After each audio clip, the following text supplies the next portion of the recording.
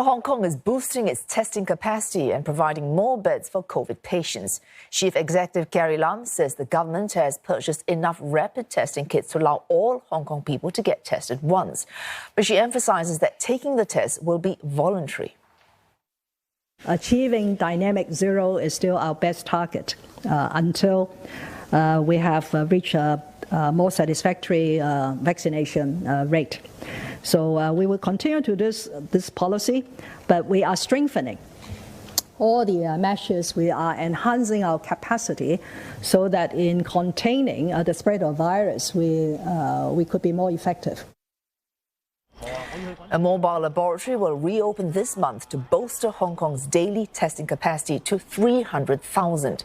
A quarantine camp will gradually be turned into a hospitalization facility for patients with few or no symptoms. Close contacts of COVID patients will eventually be told to quarantine at home. Mrs. Lam says the measure will only be implemented when the situation worsens further. Hong Kong has recorded 131 new infections, almost half are untraceable. Officials say untraceable cases provide a difficult challenge even with contact tracing stepped up. Dr. Karen Griffin from the School of Public Health at the University of Hong Kong tells us why health authorities in the city are scrambling to step up measures to fight the surge in infections.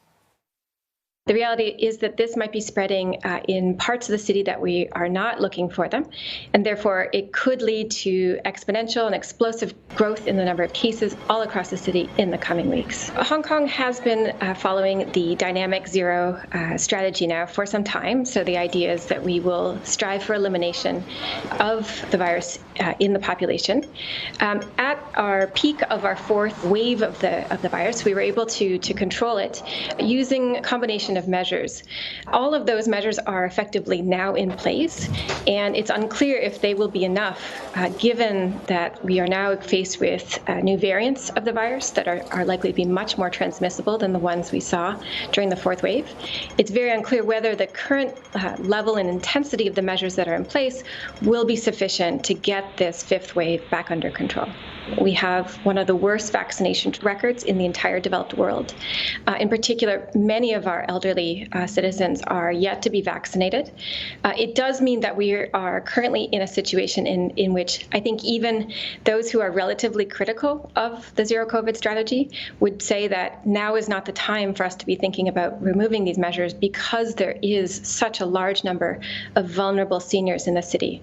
It does require us to very urgently think about vaccinating and finding new ways of vaccinating those populations.